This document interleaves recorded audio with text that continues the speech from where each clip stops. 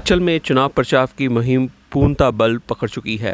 श्री प्रियंका गांधी जी एक के बाद एक न्याय संकल्प सभा कर रही हैं हिमाचल प्रदेश में। आइए देखते हैं चंबा हिमाचल प्रदेश में उनकी की गई न्याय संकल्प सभा को। सुनते हैं प्रियंका गांधी जी को। माँ दुर्गा की धन्यवाद। लक्ष्मी नारायण भगवान की, भगवान भोलेनाथ जी की। यहाँ आकर बहुत खुशी हो रही है। मेरा दिल वैसे भी हिमाचल में ही रहता है, घर दिल्ली में है। चलिए, घर हिमाचल में भी है, लेकिन इस घर में दिल ज्यादा रहता है। यहाँ आने का बड़ा दिल करता है।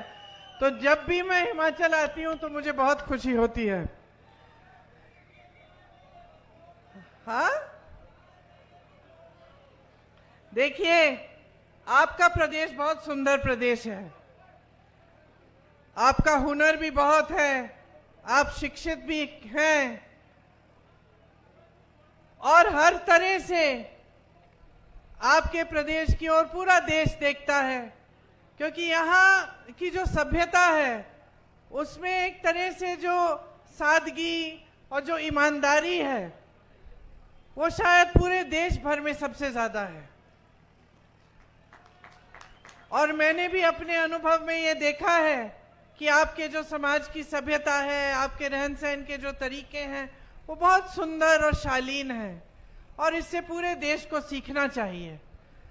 जो भी नेता यहाँ आता है, खासतौर से चुनाव प्रचार के लिए, वो ये बात जरूर करता है कि ये देव भूमि है और वीरों की भूमि है, और ये सही बात है, एक गंभीर बात है जिसे समझना बहुत जरूरी है। ये कहने का तरीका नहीं होना चाहिए कि कोई भी आया कह दिया और चले गए। ये बात गहरी इसलिए है क्योंकि ये देव भूमि है, और देवताओं की जो कृपा होती है वो हमेशा ईमानदारी पे होती है, ईमानदार लोगों पे होती है। जीवन सच्चाई से जियो, ईमानदारी से जियो, तभी भगवान की सारी कृपा आपके साथ, आपके ऊपर रहती है। तो आपकी ये जो भूमि है इसे देव भूमि कहते हैं, क्योंकि यहाँ की एक परंपरा है, एक सभ्यता है, एक सुंदरता है जो दैविक है। वीर भूमि इसलिए कहते हैं क्योंकि आपने हमेशा अपने प्रदेश से सरहद पे अपने बेटों को भेजा, हमारी धरती की रक्षा करने के लिए, हमारे देश की रक्षा करने के लिए। यहाँ के बहुत जवान शहीद हुए, उन्होंने जान दी अपने देश के लिए, और इसलिए आपकी धरती वीर भूमि कहलाई जाती है, जहां से सैकड़ों वीरों ने हमारे देश के लिए, उसकी अखंडता के लिए, उसकी रक्षा के लिए लड़ाई लड़ी। तो अगर आपके प्रदेश में ऐसी सरकार आए जो ईमानदार न हो, जो सच्ची न हो, जो आपके प्रति श्रद्धा न दिखाती हो, तो आप क्या कहेंगे?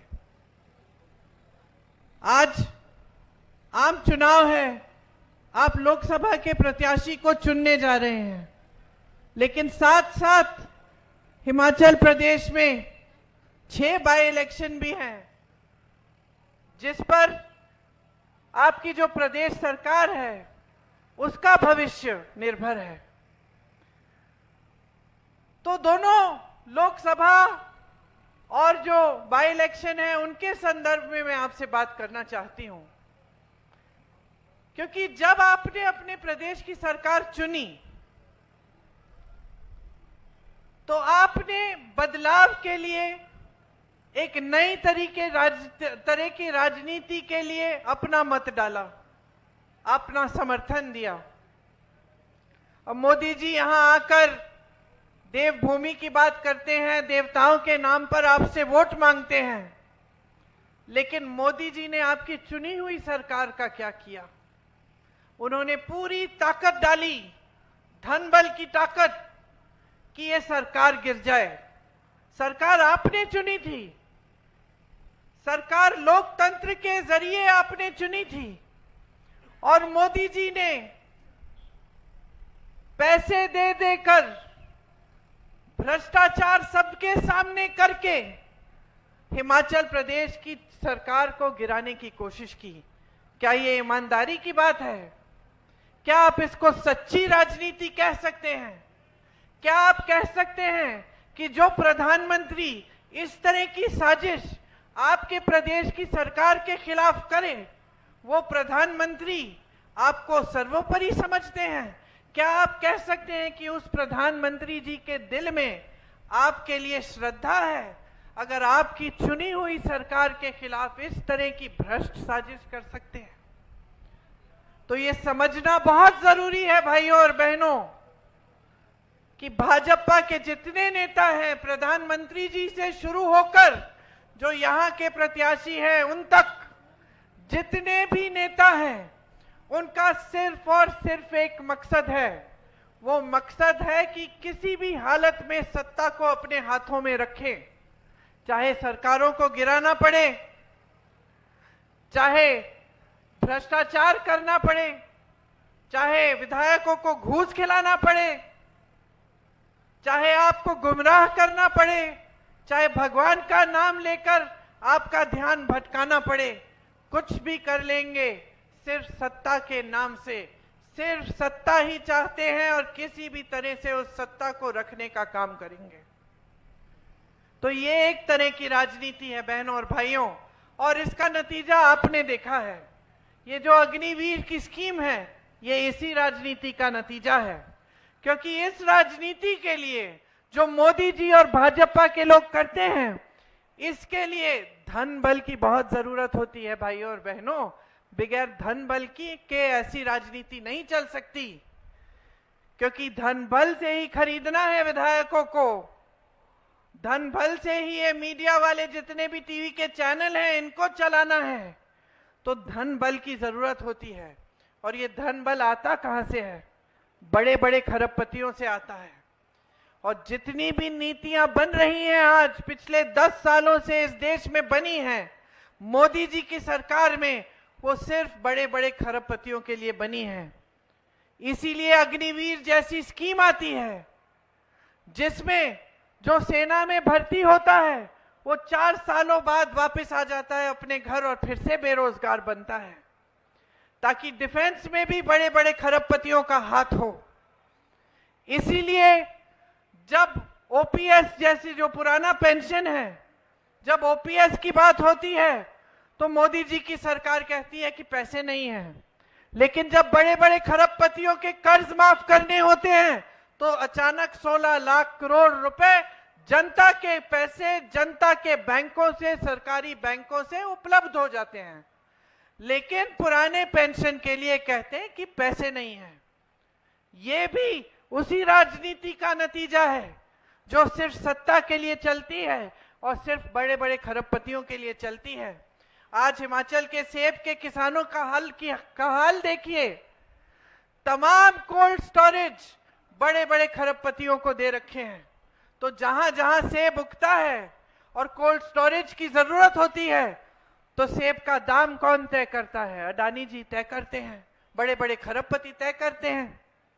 तो सेब कब बिकेगा, कितने पे बिकेगा, आज वो तय करते हैं।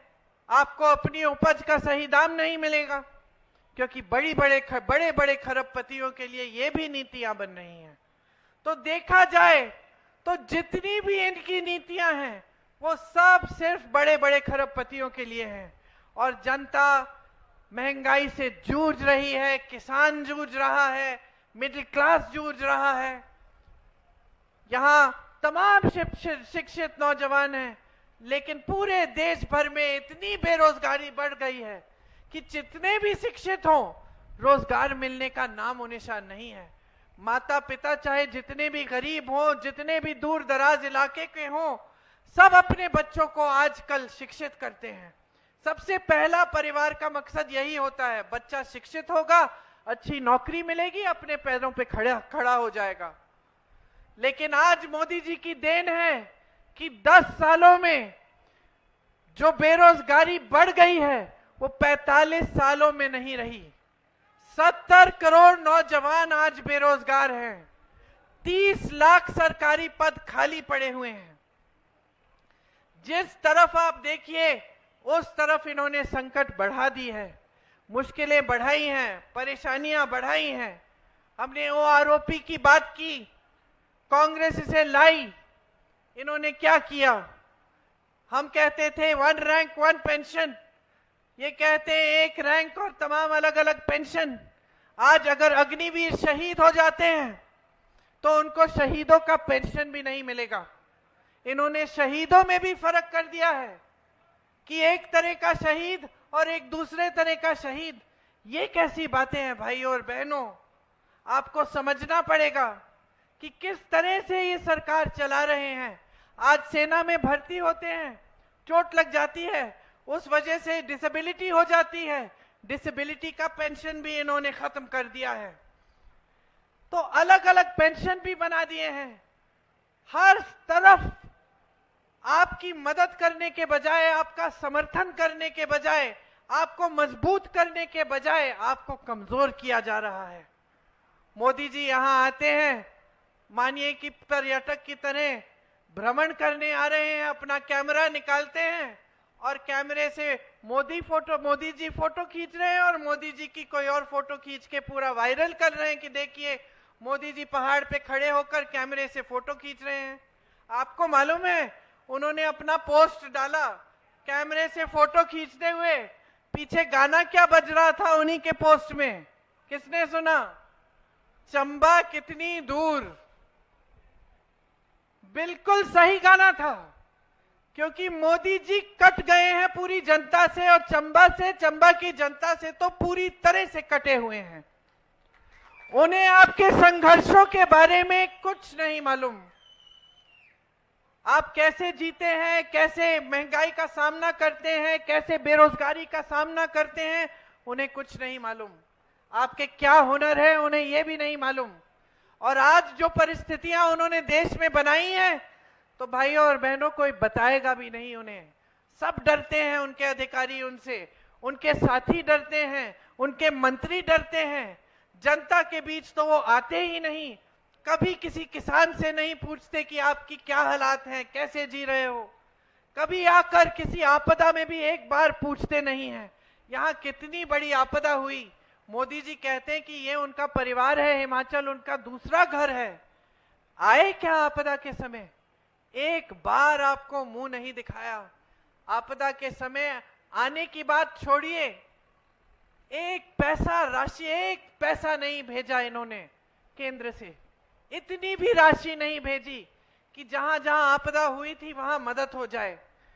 हमारी सरकार ने जितनी स्कीमें आपके लिए बनाई थी वो लगभग उस समय हमें रोकनी पड़ी, क्योंकि सरकार के सारे पैसे, सारी संपत्ति हमने आपकी जो आपदा में जो मुश्किलें हुई उनको आपको सहूलियत पहुंचाने के लिए, आपको राहत देने के लिए डाली। आपने खुद देखा कि सरकार के एक एक मंत्री, मुख्यमंत्री जी और सारे मंत्री नीचे आ गए, जमीन पे आए। कोई कहीं पे मदद कर रहा था, कुछ लोग फंसे हुए थे तो कोई किसी के घर जाकर देख रहा था कि नुकसान को कैसे हम कैसे राहत पहुंचा पाए। जहां जहां दुख था वो पहुंचे। और मैं ये नहीं कह रही हूं भाई और बहनों कि ये कोई बड़ी बात है, यही नेताओं का कर्तव्य होता है। आपदा के समय अगर आपके पास आए तो यही कर्तव्य होता है। यही हमारी कांग्रेस पार्टी की बहुत पुरानी परंपरा है। पंडित नेहरू जी, जिनकी आज पुण्यतिथि है, जो इसी मैदान पे जो आए थे अपने जमाने में, इंदिरा जी, उन्होंने हमको क्या सिखाया? उन्होंने यही सिखाया कि नेता जनता का सेवक होता है, सेवा हमारा कर्तव्य है। आपदा के समय आपके पास आना है, आपकी मदद करनी है, किसी भी तरह से, जितनी भी राशि, जितनी भी तरह से हम मदद कर सकते हैं हमें करनी है। और आपने देखा कि हजारों करोड़ रुपए प्रदेश के खर्च हुए, क्योंकि इतनी बड़ी आपदा आई। बहुत समय में ऐसी आपदा नहीं आई थी। कितना नुकसान हुआ मैंने देखा, मैं हर जगह गई थी, मैंने देखा कि कैसे घर टूट गए थे। एक परिवार में अभी तक मुझे याद है, एक परिवार के 6-7 सदस्य गुजर गए, मंदिर गए थे बच्चों को लेकर और वहां 6-7 सदस्य गुजर गए। उस परिवार के बारे में सोचिए तो कितनी मुश्किलों का सामना आपने किया है बस अभी इन्हीं 1-2 सालों के दौरान। और इस पूरे समय में मोदी जी और मोदी जी की सरकार, ये सारे नेता जो आज आपके सामने खुशी से आकर आपसे वोट मांग रहे हैं, भगवान का नाम लेकर वोट मांग रहे हैं, ये कहां थे? इन्होंने क्या किया आपकी मदद के लिए?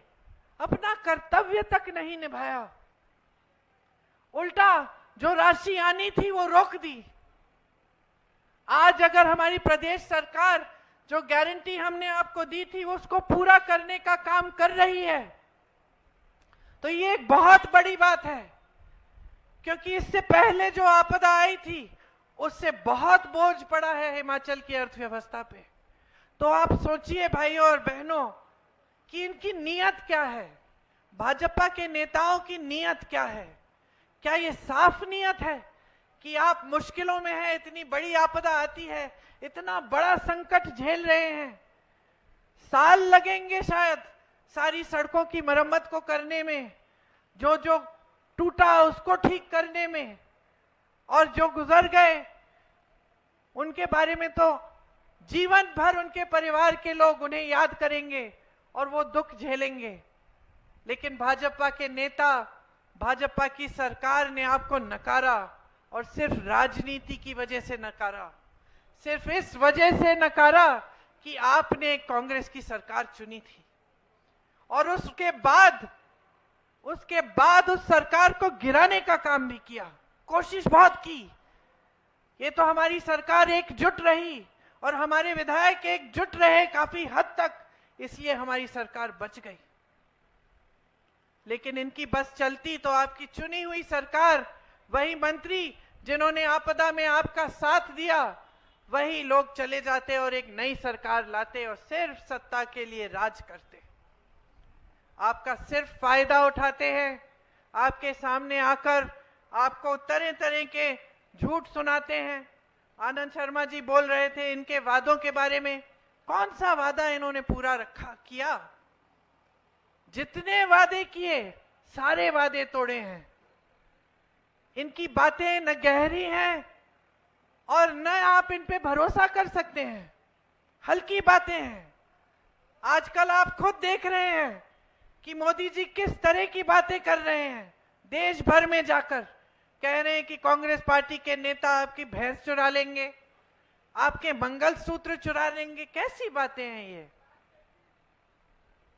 कांग्रेस पार्टी 55 सालों से सत्ता में रही, जानते हैं 55 सालों से कांग्रेस पार्टी सत्ता में रही, देश 70 सालों से आजाद रहा है। ये कहते हैं 70 सालों में कांग्रेस पार्टी ने कुछ नहीं किया, लेकिन जो 10 सालों में इन्होंने काम किया है, ये कहते हैं कि ऐसा कांग्रेस पार्टी ने कभी नहीं किया। एक हद तक सच है, कांग्रेस पार्टी ने बड़े बड़े सरकारी कारोबार कभी किसी बड़े खरबपति मित्रों को नहीं दिया। जो इन्होंने 10 सालों में काम कर डाला, नाम लीजिए सरकार के जो देश के जो कोयले के खदान, बड़े बड़े बंदरगाह, हवाई अड्डे, सब कुछ अपने बड़े बड़े खरबपति मित्रों को सौंप दिया। ये कांग्रेस पार्टी ने कभी नहीं किया। कांग्रेस पार्टी ने इस तरह से विधायकों को खरीद के सरकारें कभी नहीं गिराई, न कभी करेगी कांग्रेस पार्टी। कांग्रेस पार्टी 55 सालों के लिए सत्ता में रही। ये लोग हमको भ्रष्ट कहते हैं, ये लोग हमको भ्रष्ट कहते हैं। 55 सालों में कांग्रेस पार्टी इस दुनिया की सबसे अमीर पार्टी नहीं बन पाई और ना किसी ने प्रयास किया इसे बनाने का। मात्र 10 सालों में भाजपा इस दुनिया की सबसे अमीर पार्टी बन गई है। इसके बारे में क्या कहते हैं आप? कैसे बनी? कहां से आए ये पैसे? किसके पैसे हैं? 60,000 करोड़ रुपए सिर्फ अपनी पार्टी में इन्होंने पिछले 1-2 सालों से खर्चे हैं। और ये मैं नहीं कह रही हूं, एक रिपोर्ट आई है। और भ्रष्ट कहते हैं कांग्रेस पार्टी को, और भगवान के नाम पर आपसे वोट मांगते हैं। कौन से भगवान उतरकर आपको कहेंगे कि इस पार्टी को वोट दो या उस पार्टी को वोट दो? भगवान तो एक ही बात कहते हैं, सारे संतों ने, सारे महात्माओं ने, सारे भगवानों ने एक ही बात कही कि अपना जीवन सच्चाई और ईमानदारी से जियो, सत्य के पथ पर चलो। तो देवभूमि के मेरे भाइयों और बहनों, पहचान लो जो सत्य के पथ पर चल रहे हैं और जो असत्य के पथ पर चल रहे हैं उन्हें भी पहचान लो। यहां हिमाचल में इतने बड़े बड़े काम हुए, आईआईटी खुला, कांगड़ा में निफ्ट खुला, एम्स खुला, सिल्क सेंटर यहां आया, टी बोर्ड के हेडक्वार्टर्स आए, यहां जवाहरलाल नेहरू मेडिकल कॉलेज आया। ये सब किसने बनाया?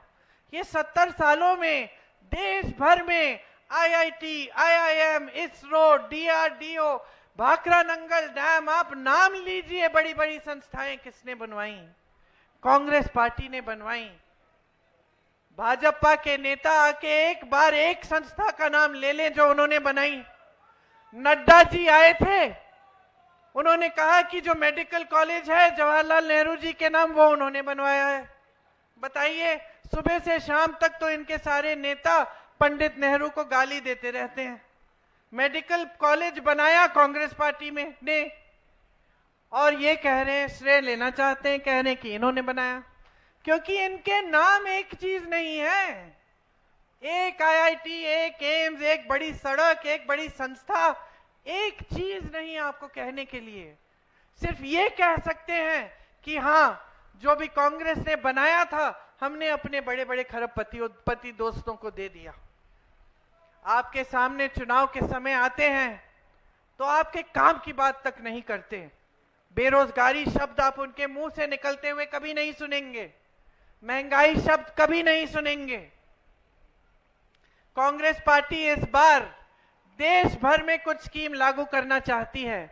आपको याद होगा कि जब यहां चुनाव हुए थे तो हमने कहा था कि हर गरीब परिवार में जो सबसे बड़ी महिला है उनके खाते में हम 1500 रुपए डलवाएंगे। थोड़ा समय लगा, लेकिन ये काम अब शुरू हो गया है और हिमाचल में ये बजट में भी पास हो गया है और कुछ जगहों में देना शुरू भी हो गया है। हम कह रहे हैं कि इसी तरह से देश भर में गरीब परिवारों में जो सबसे बड़ी महिला है उसके खाते में 8,500 रुपए हर महीने डलवाएंगे। जो सरकारी नौकरियां हैं उनमें से 50% हम महिलाओं को दिलवाएंगे। जो आशा बहू, आंगनवाड़ी और मिड डे मील की महिलाएं हैं उनका मानदेय बढ़ाएंगे और केंद्र से दुगनी राशि भिजवाएंगे। आज किसानों को अपनी उपज का सही दाम नहीं मिलता। हम एक कानून लाएंगे जिससे आपको ये जो एमएसपी है, न्यूनतम समर्थन मूल्य, ये कानूनी तौर पर मिलना पड़ेगा। ये आपका अधिकार बनेगा। आपको भुगतान नहीं मिलता जब नुकसान होता है। हम 30 दिन के अंदर अंदर पूरे देश भर में किसानों के नुकसान का पूरा भुगतान कराएंगे। जब नुकसान होता है 30 दिन बाद आपको पूरा भुगतान मिलेगा। आपके कर्ज माफी के लिए एक स्थायी आयोग बनेगा जिससे अगर किसान को कर्ज उठाना पड़े तो वो किसी भी समय उस आयोग में जाकर उसकी सुविधा ले पाएगा। श्रमिकों के लिए देश भर में हम 400 रुपए का न्यूनतम दिहाड़ी का कानून लाएंगे। उससे कम दिहाड़ी आपको कोई नहीं दे पाएगा।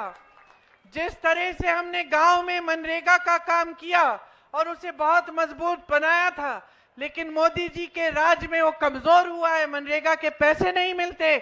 हम फिर से मनरेगा को मजबूत बनाएंगे और शहरों में भी हम शहरी मनरेगा लागू करेंगे ताकि शहरों में भी आपको 100 दिन के रोजगार की गारंटी मिले। हमने राजस्थान में जहां हमारी सरकार थी वहां 25 लाख का स्वास्थ्य बीमा हमने शुरू कराया था। उससे जनता की बहुत सुविधा हुई। 25 लाख तक जितना भी इलाज था हार्ट की सर्जरी, ब्रेन की सर्जरी, कैंसर के लिए जो इलाज, ट्रीटमेंट, वो सारा हो पाया और उसके लिए जनता को एक भी पैसा नहीं देना पड़ा। मैं ऐसे लोगों से मिली जिनका पूरा ट्रीटमेंट हो गया था और उन्होंने कहा कि दीदी सिर्फ मुझे पहचान पत्र बनाने के लिए पैसे देने पड़े। ये कांग्रेस का काम है और यही काम हम देश भर में करना चाहते हैं कि देश भर में स्वास्थ्य बीमा लागू हो, 25 लाख तक आपका पूरा इलाज मुफ्त में हो। नौजवानों के लिए जो 30 लाख पद आज मोदी जी की सरकार में खाली पड़े हैं, उन पदों को भरने का काम कांग्रेस पार्टी सबसे पहले करेगी।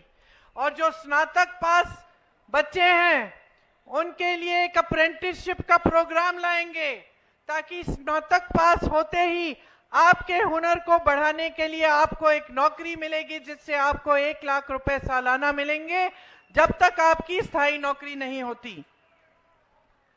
नौजवानों के लिए 5,000 करोड़ का एक फंड लाएंगे, जिससे जो जो अपना छोटा कारोबार शुरू करना चाहता है, छोटा बिजनेस या स्टार्टअप, जैसे हिमाचल में हम स्टार्टअप फंड हमने बनाया है, उसी तरह से देश भर में हम बनाएंगे ताकि आपको मदद मिले।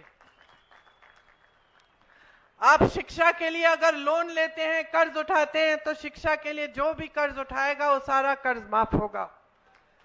और अगर किसी सरकारी नौकरी के लिए आप आवेदन पत्र के लिए आप फीस भरते हैं, तो वो भी फीस हम रद्द कर देंगे, हटा देंगे। और सबसे बड़ी बात यह है कि जो अपनी अग्निवीर की स्कीम है इनकी, इसको हम पूरी तरह से रद्द कर देंगे।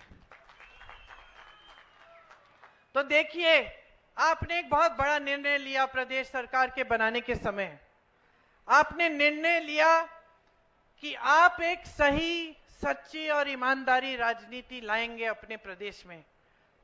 आप लाए और आप देख रहे हैं कि तमाम मुश्किलों के बावजूद कि भाजपा कभी सरकार गिराने की कोशिश करती है, कभी आपदा के लिए जो राशि आनी चाहिए वो रोक देती है, कभी ये जो आपका जो ओपीएस है जो हमने लागू किया, इसका जो एक पेंशन का जो फंड होता है उसको रोक के रखती है।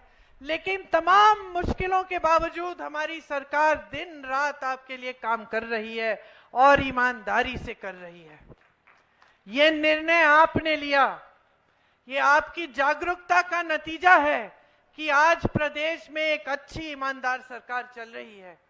इसलिए मैं आपसे आग्रह करने आई हूं कि जो आप अगला निर्णय लेने जा रहे हैं, जो आप लोकसभा के चुनाव में अपना वोट डालने जा रहे हैं, उसको भी पूरे विवेक और पूरी जागरूकता से डालिए। कांग्रेस पार्टी के प्रत्याशी आनंद शर्मा जी ने अपने कार्यकाल में बहुत किया हिमाचल के लिए। ये जो मैं गिन रही थी, एम्स, आईआईटी, ये सब, इनमें से तमाम ऐसी संस्थाएं हैं जो इनके कार्यकाल में ही यहां पे आई। इनको आगे बढ़ाइए, कांग्रेस का प्रत्याशी चुनिए, कांग्रेस की भारी बहुमत से केंद्र में सरकार लाइए, ताकि ये सारी जो केंद्र की तरफ से गारंटी हैं, इनको भी पूरा करने का काम हम शुरू कर पाएं और आपके जीवन में हम सुविधा लाएं, आपको मजबूत बनाएं। धन्यवाद। जय हिंद। ये लोग कितने उत्साहित हैं। आज का दिन हमारे लिए, चंबा वासियों के लिए बड़ा एक ऐतिहासिक दिन है कि आज हिंदुस्तान की महान हस्ती और उस कुर्बानी देने वाले परिवार की एक शख्सियत जो है हमारे बीच में यहाँ तशरीफ लाई है। और इनके साथ ही हमारे लोकप्रिय आनंद शर्मा जी, जिनको कोई नहीं कौन नहीं जानता, जिन्होंने प्रदेश का अध्यक्ष रहते हुए सारे हिमाचल प्रदेश को अपने कदमों से नापा हुआ है और बीसों बार चंबा आए, इन्होंने इतने ब्लड डोनेशन कैंप लगाए, इन्होंने वन महोत्सव करवाए। आज हम बड़े खुशनसीब हैं कि आज प्रियंका जी ने इसके साथ ही साथ हमारे बीच में कुलदीप सिंह जी पठानिया, जो कि चंबा के आन मान शान, जो कि एक बड़े ही सुलझे हुए व्यक्ति और हिमाचल प्रदेश के एक माने हुए आदमी जो अध्यक्ष हैं हमारे थे।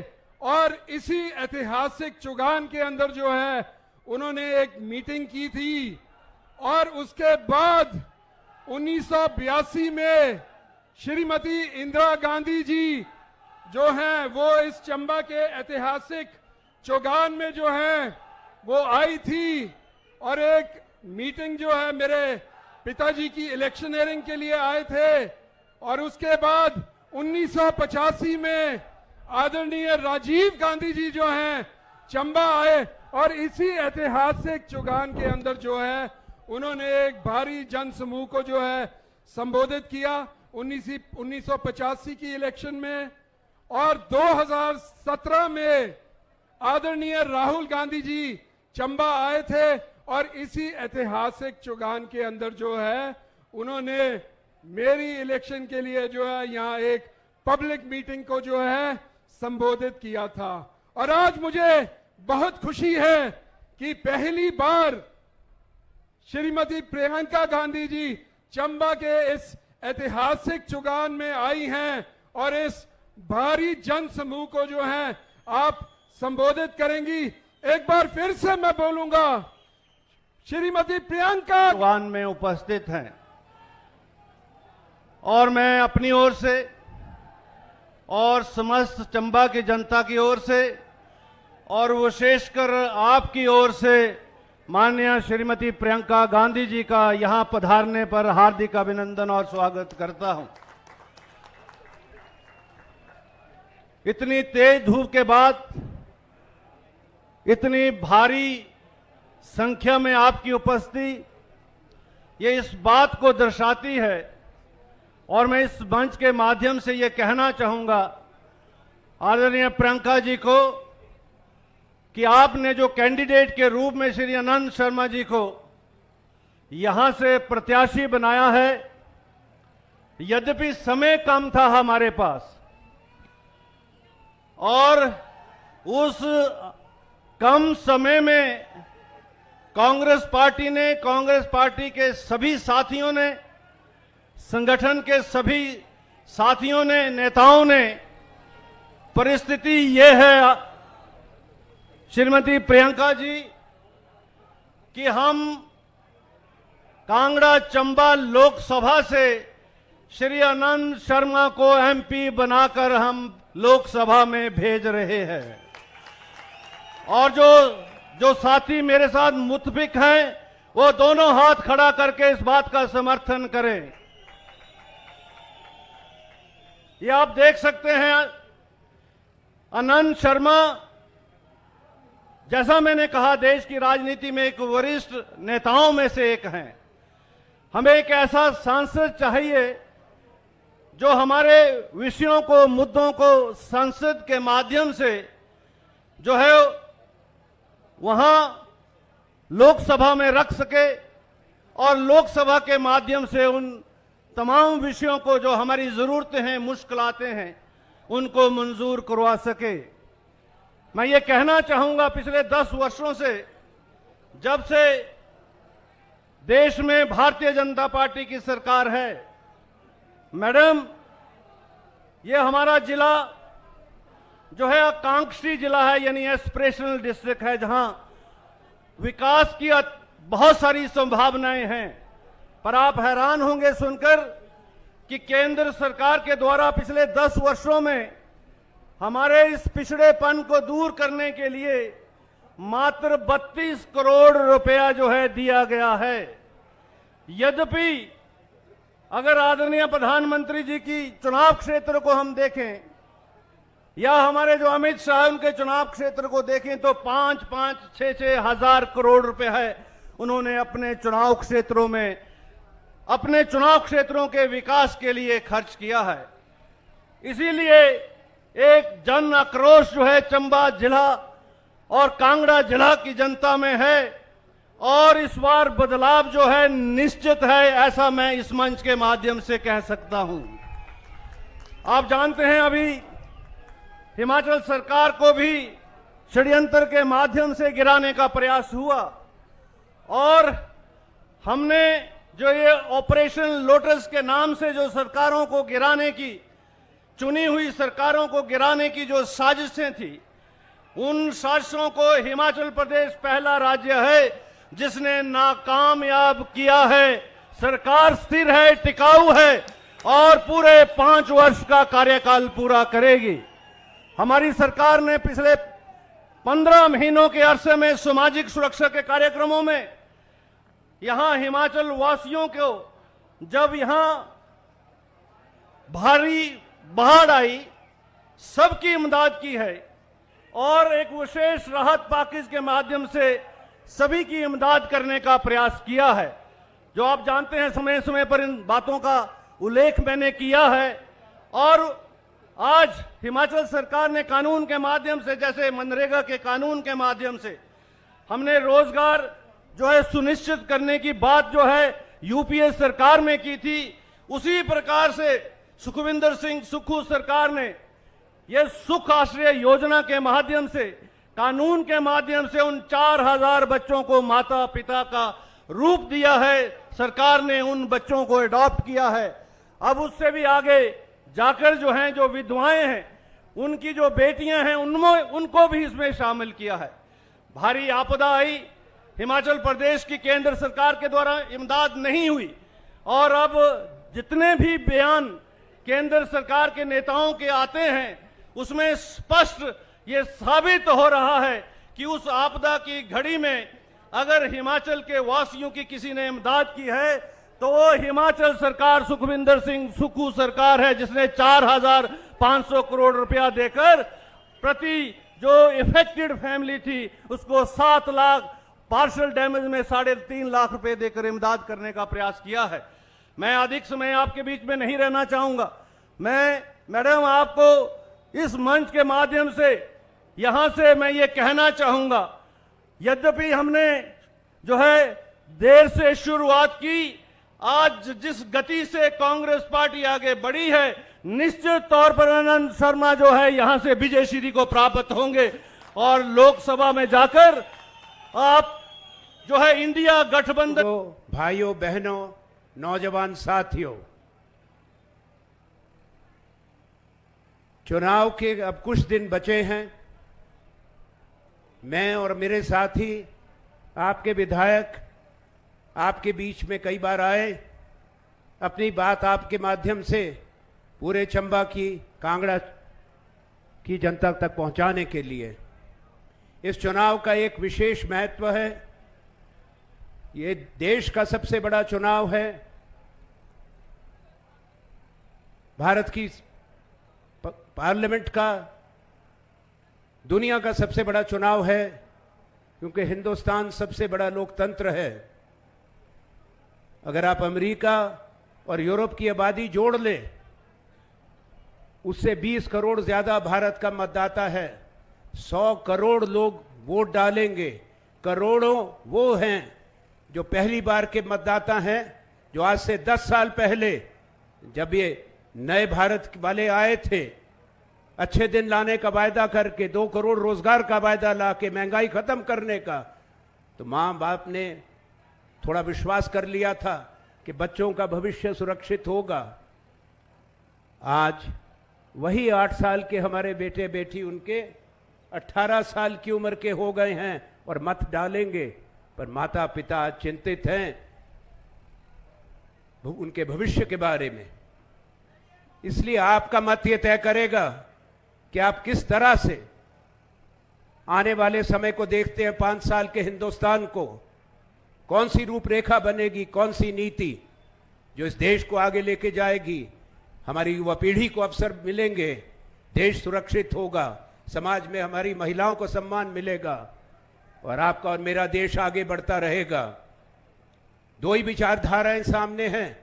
एक भारतीय राष्ट्रीय कांग्रेस जो 138 साल पुरानी है, जिसने आजादी के संग्राम की अगुवाई की, कुर्बानियां दी और आजादी के बाद के देश का निर्माण किया, आपके और मेरे भारत का। मैं उस पीढ़ी का हूं जिसने हर दशक हिमाचल को बनते देखा है, हिंदुस्तान को बनते देखा है, बड़ी संस्थाएं बनती देखी हैं। जो पंडित जवाहरलाल नेहरू, भारत के महान नायक, आजादी के आंदोलन के, आज उनकी पुण्यतिथि है 27 मई को। पंडित जवाहरलाल नेहरू ने हिंदुस्तान के लिए संग्राम किया। आजादी के भारत की जो मजबूत संस्थाएं बनी, चाहे आईआईटी बने, आईआईएम बने, परमाणु विज्ञान का संस्थान बने, अंतरिक्ष विज्ञान के संस्थान बने, वो सब जवाहरलाल नेहरू और उनकी सोच के देन है, जिनको दुनिया सलाम करती थी। ये याद रखिएगा, उसी से शक्ति मिली हमारे नौजवानों को अपनी पहचान बनाने की दुनिया के अंदर। और उसके बाद जो आज हमारे लोगों के पास स्मार्टफोन है, आईपैड आप इस्तेमाल करते हैं, कंप्यूटर करते हैं, वो सूचना और संचार क्रांति के सूत्रधार स्वर्गीय राजीव गांधी थे, जिन्होंने देश को इस काबिल बनाया कि हिंदुस्तान सदी बदलने से पहले अग्रिम पंक्ति में खड़ा हो गया था। और हमारे बेटे बेटियों की, हमारे आईटी एक्सपर्ट्स की दुनिया में पहचान बनी। आपको ये बात याद रखनी है कि वोट का अधिकार जो आपके पास है, उसका महत्व क्या है।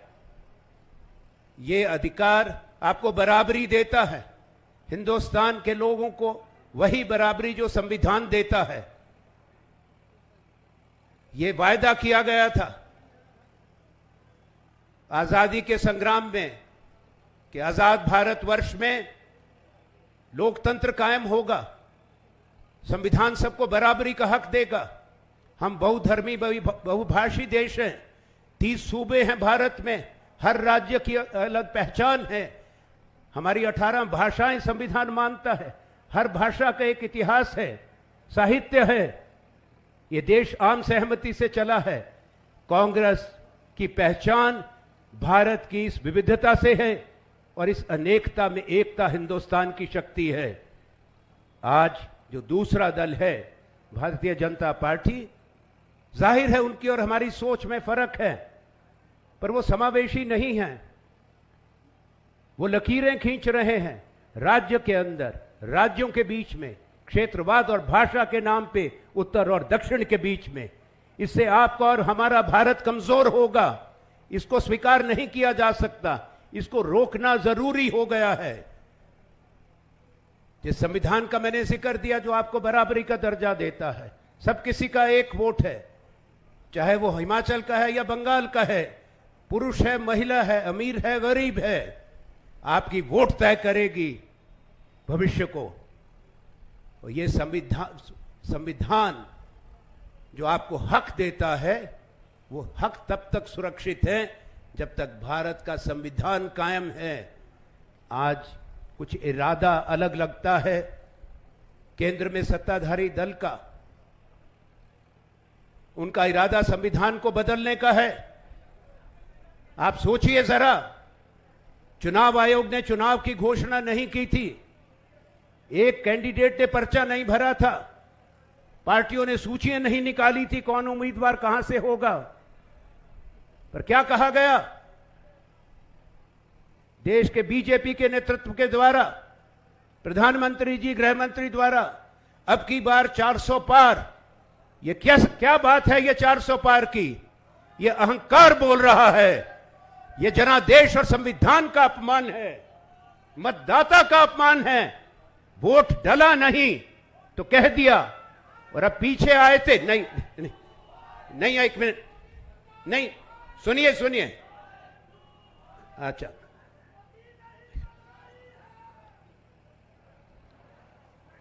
बीच में नहीं, शाबाश, धन्यवाद। तो आज इस बात को आपको सोचना है कि जहां मानसिकता यह है तो इरादा क्या है, उसको बचाने के लिए यह वोट डालना पड़ेगा। अभी आए थे 2 दिन पहले, दोनों ही आए थे, मंडी में प्रधानमंत्री और धर्मशाला में गृह मंत्री। क्या कहकर गए हैं? जो बातें कही गई वो भ्रामक है, वो सत्य से और जमीनी हकीकत से टकराती हैं।